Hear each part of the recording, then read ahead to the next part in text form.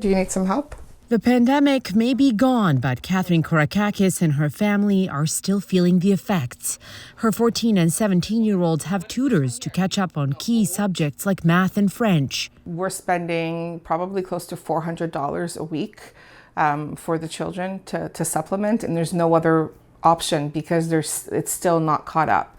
Both of them are still behind. Both of them are still struggling. I've issued a ministerial order under the Education Act to close all publicly funded schools from March. 5 years ago, schools across Canada began to shut their doors and pivot to online learning. School closures in Ontario, the longest in North America.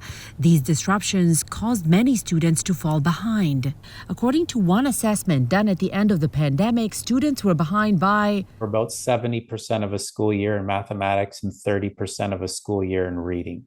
That deficit is still being felt, according to this professor who researches long-term educational impacts of the pandemic.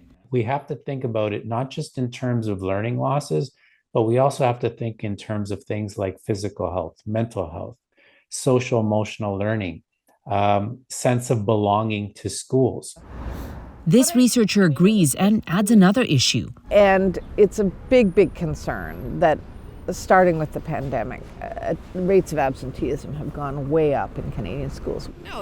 The reasons are not entirely clear, but she suspects heightened rates of student anxiety and mental health problems, as well as shifting views on sick days. It used to be the good thing to do was to keep your kid home from school so that to protect society. So we saw a change in norms.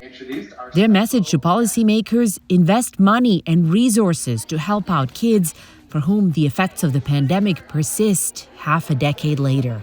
Sumanac-Johnson, CBC News, Toronto.